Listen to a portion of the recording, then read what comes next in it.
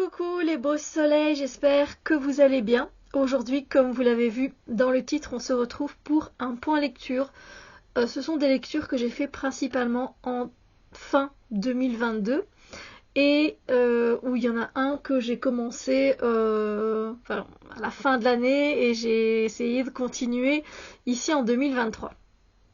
Alors, je vais commencer malheureusement par 2 abandons et ensuite 2 autres lectures. Voilà. J'ai eu pas mal d'abandons. J'ai eu 5 abandons en 2022 quand même.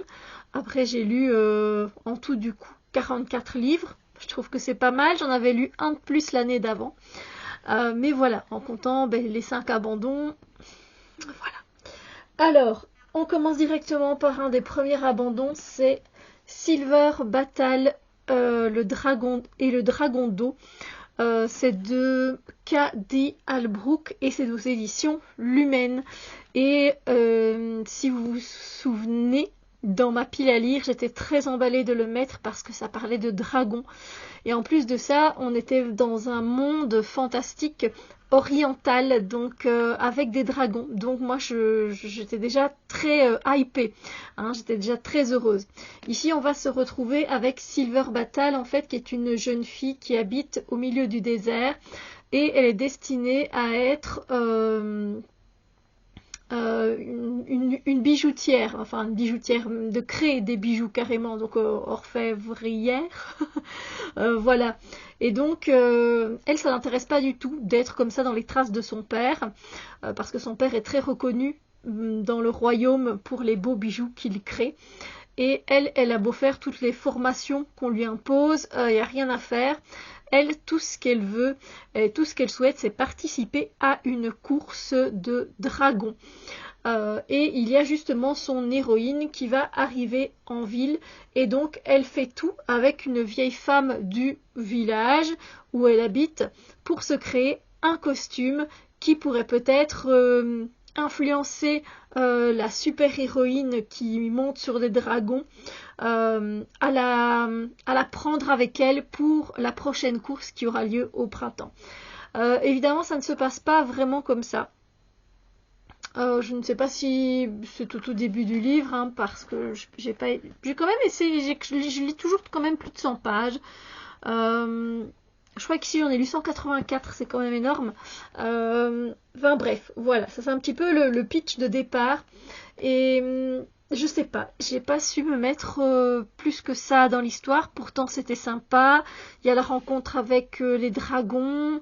On est dans du fantastique oriental. Moi d'habitude j'aime beaucoup ça. Mais ici je sais pas, ça ne l'a pas fait. Après c'est vrai que c'est fort jeunesse.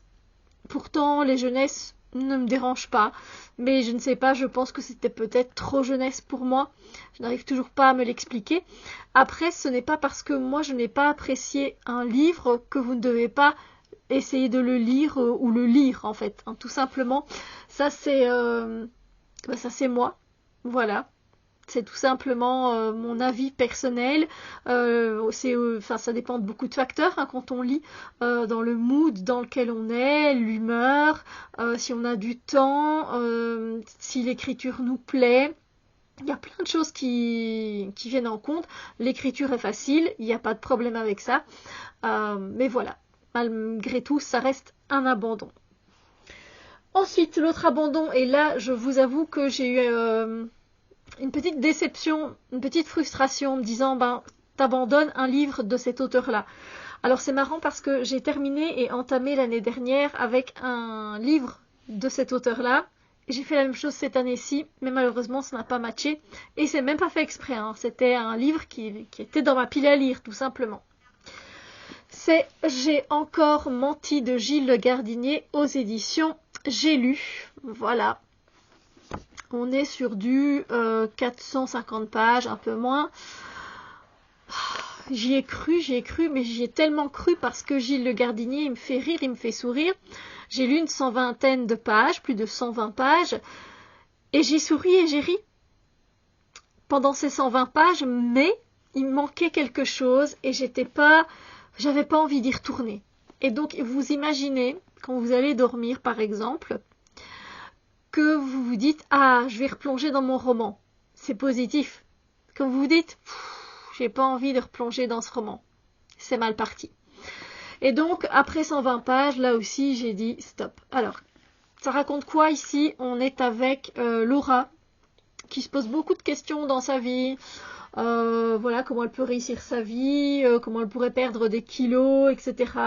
Et à un moment donné, en fait, je me souviens plus trop comment ça se passe, mais elle a un... Ah oui, oui, en fait, elle est invitée par une amie pour garder des enfants et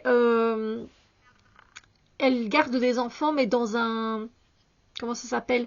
Vous savez, un lieu où il y a des poneys. Vous voyez, on va faire un peu de cheval, quoi, d'équitation, un centre équestre, on va dire ça comme ça. Elle se retrouve un peu dans ce centre équestre, sauf qu'elle a jamais mis, elle a jamais elle a jamais fait d'équitation, donc on lui donne un poney, hein, on lui prête un poney. Elle se met sur le poney et elle avance tant bien que mal avec ce poney. Et puis pour finir, à un moment donné, le poney, il fait une accélération et elle, à un moment donné, il l'envoie dans un tronc d'arbre. Du coup, elle a un choc, elle se retrouve à l'hôpital. Et à l'hôpital, elle pense qu'elle est une reine d'un royaume oriental et que ses sujets, donc le personnel de l'hôpital, pour elle, c'est ses sujets, etc.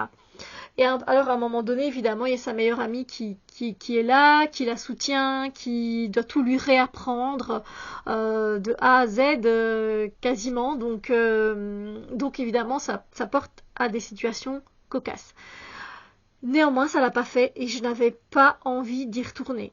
Je n'avais pas envie d'y retourner. Je suis triste parce que je sais que c'est quand même un des livres aussi qui a cartonné. Je sais qu'une de mes abonnées a vraiment bien aimé ce livre et que ça l'a fait rire. Et moi aussi, mais pas assez. Alors soit j'étais pas dans l'ambiance ou soit, je sais pas, ça n'allait pas. Donc voilà, ça n'a pas été malheureusement, c'est un abandon aussi. Mais n'hésitez pas parce que Gilles Le Gardinier est un auteur génial. Ensuite, on va parler d'un livre que j'ai aimé bof, sans plus. Je lui mets un 3 sur 5, ça fait un 6 sur 10. Et dont je ne lirai pas la suite. Ça fait longtemps qu'il était dans ma bibliothèque.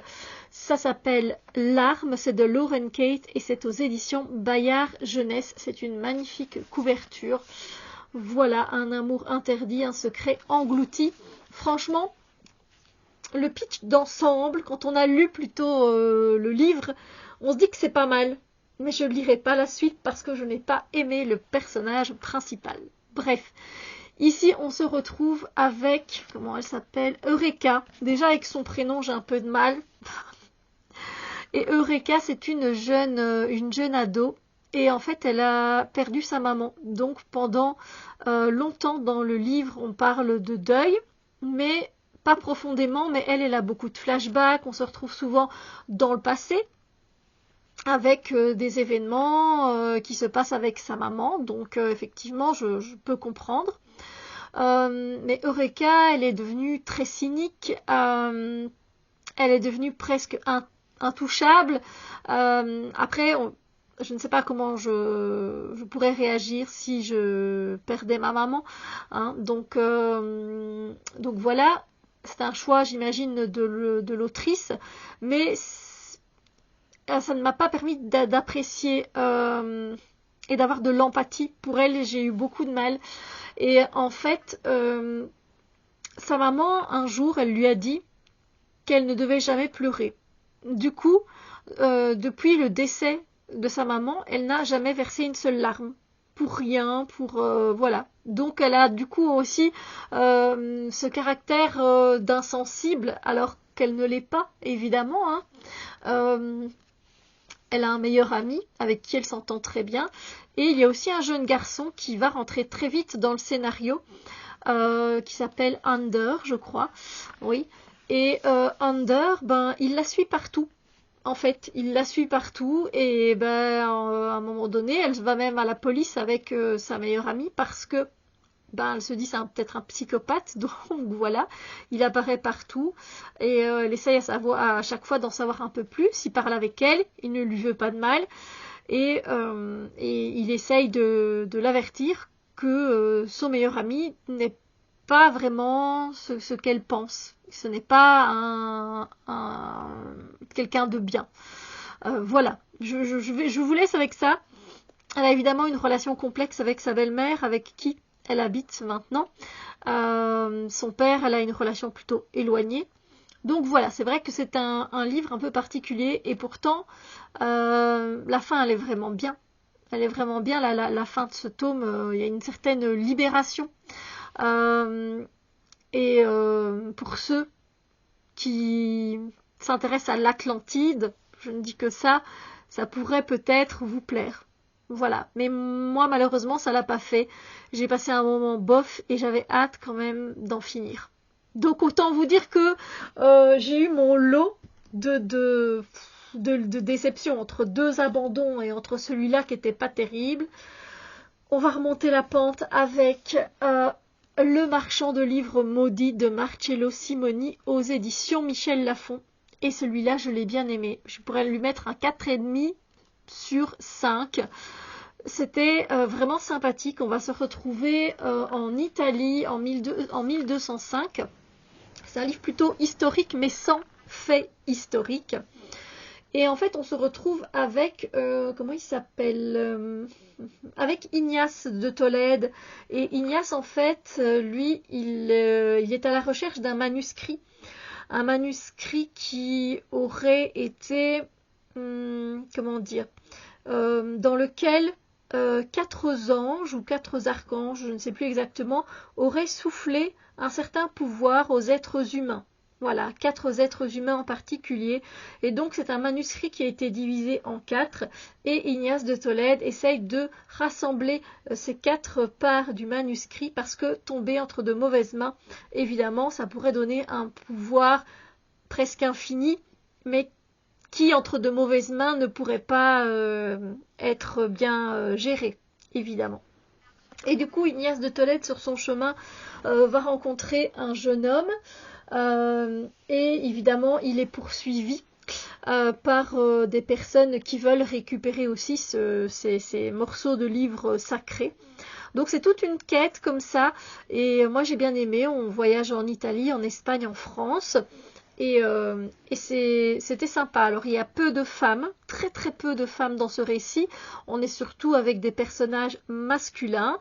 Ça se lit bien, c'est fluide, les chapitres sont courts et on a envie de retourner dans le livre pour savoir ce qui va se passer par la suite. Voilà, donc ça pour moi c'était une bonne lecture, voire même très bonne lecture que je vous conseille si vous aimez ce genre de quête comme ça, de recherche de manuscrits. Voilà, et bien écoutez, ceci termine mon point lecture. Donc il y avait quand même un peu de tout. On était sur du contemporain ici avec une perte de mémoire et plutôt dans un côté aussi assez cocasse et comique. Ça n'a pas fonctionné pour moi, mais n'hésitez pas. Ici on est dans du fantastique oriental avec des dragons. Ici on était sur du contemporain avec une jeune adolescente qui essaye de faire le deuil de sa maman mais avec une part de mystère. Et ici on est donc sur une quête de manuscrits sacrés. Voilà. Donc dites-moi peut-être celui qui vous a tenté le plus ou qui vous tente le plus tout simplement, ou quelle est votre lecture en cours. Ça me fera vraiment plaisir. N'hésitez pas à mettre un pouce en l'air pour soutenir ma chaîne. Ça aussi, ça fait du bien et ça fait plaisir. Et sur ce, je vous dis à très bientôt pour d'autres vidéos. Bisous lumineux.